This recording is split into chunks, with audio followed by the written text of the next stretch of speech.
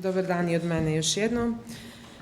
U posljednje vrijeme, dakle, ova tema ženskog pisma onako opsjeda i književne kritičare i uopšte, dakle, sve koji žele da se pojave u svim književnostima, ne samo u crnogorskoj, sa nekim novim glasovima i čini nam se da nekako ta terminologija je dosta česta i dosta krivo se nekad upotrebljava sa pogrešnim značenjima, a vezuje se zapravo za drugu polovinu 20. vijeka i početka 21. vijeka. Ja ću evo sada pokušati neka svoja tumačenja u crnogorskoj književnosti ženskog pisma da vam izložim, jer mislim da jeste patrijarhalno društvo, ali ipak žensko pismo je prisutno mnogo ranije nego što smo mi to zabilježili.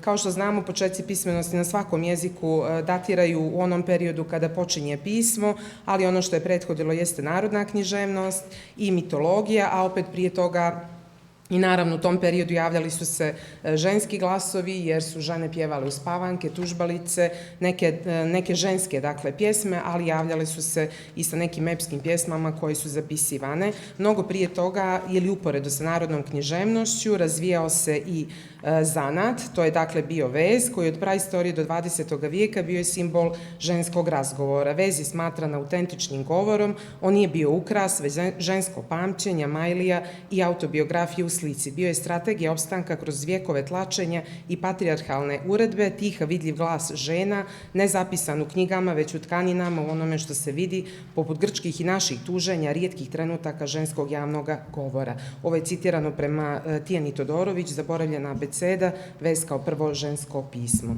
Književna kritika danas smatra da termin žensko pismo potiče od ideje koje su razradile francuske feministkinje Ellen Sixu, Lis Irigaray i Julija Kristeva, koje zagovaraju različito ženskog pisanja.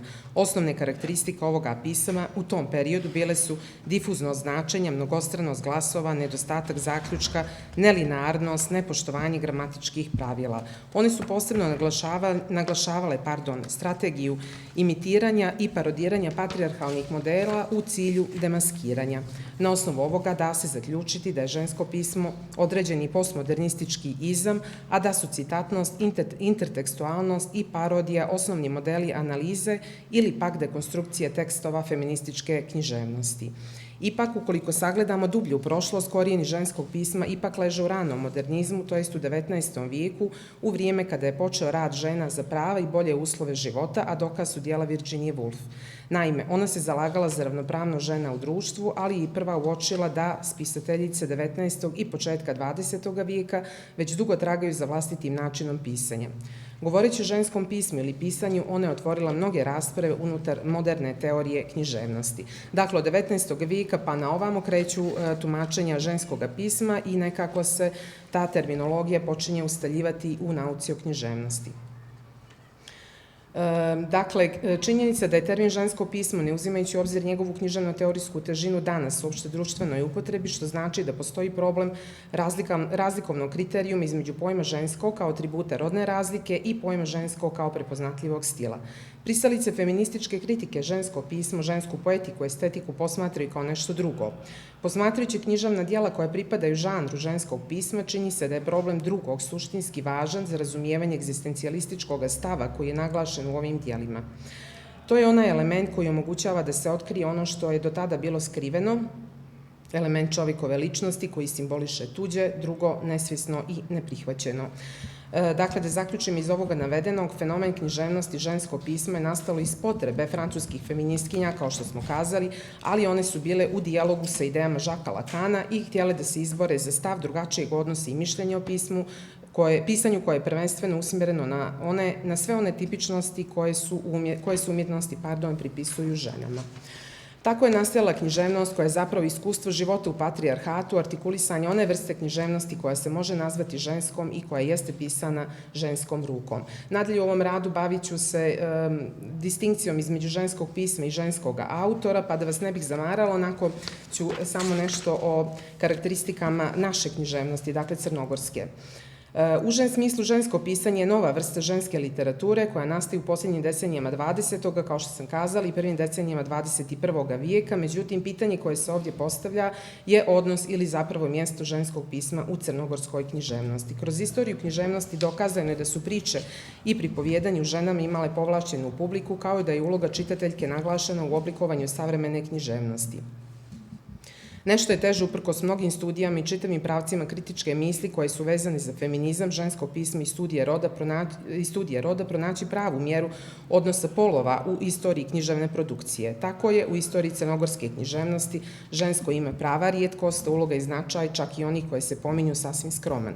Tek novija vremena kroz različita istraživanja koja nijesu nužno književna, teorijska donose novine o ženskim glasovima, spisateljicama koje su se u crnogorskoj kulturi počele javljati različitim spisima. Ovdje prije svega mislimo na Katarinu Belu Radonjić, prvu crnogorsku spisateljicu. O njoj možete pronaći nešto u Ženama Crne Gore, monografiji. Ona je bila autorka historiografskog dijela Kratki opis o Zeti i Crnoj Gori, koja je napisala na crkvenoslovenskom jeziku oko 1774. godine. Zatim Ana Marija Marović, pjesnikinja 19. vijek, Ida Verone, pjesnikinja, dramska spisateljica, zatim Olga Ivanova Lazović. Prva romansijerka u Crnoj Gori bila je Milka Bajić Poderegin sa romanom Svitanje, koji je objavljen tek 70. godina 20. vijeka. Također ovim imenima pripada i pjesnikinja Maja Perfirjeva.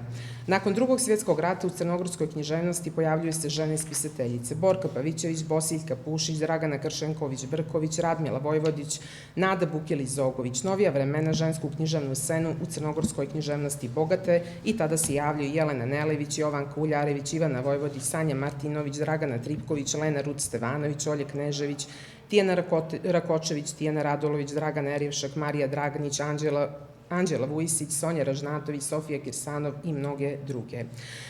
Shodno svemu ovome navedenom, mi možemo kazati da je žensko pismo u crnogorskoj književnosti izraz jednog stepena oslobađanja i osamostaljenja žena, njihovog izlaženja u javnost. Kao prirodan slijed književnih previranja i događanja na evropskim i svjetskim kulturnim scenama jeste pojave ženskog pisma u južnoslovenskim književnostima, samim tim i u crnogorskoj književnosti. Iz angloameričke i francuske feminističke kritike uticaji su se proširili i na ove prostore. Takav vid uticaja ogleda se i u pojavi brojnih časopisa koji afirmišu žensko pisanje i žensku prozu. Profemina i ženske studije u Beogradu, Kruh i ruže, kao i časopis Treća u Zagrebu, zatim časopis Plima u Ulcinju koji je započeo sa tematom žensko pismo u Crnoj Gori, zatim časopisi Ars i Fokalizator koji cijele sveske posvećuju crnogorskom ženskom pismu. Sve su to razlozi da se književnom stvaralaštvu žena u crnogorskoj književnosti posveti veća pažnja i da se sa istom strogošću, ali i otvorenošću za drugačije vrste i oblike pisanja, senzibilitet i književni interes prispita savremena književna scena. Hvala vam.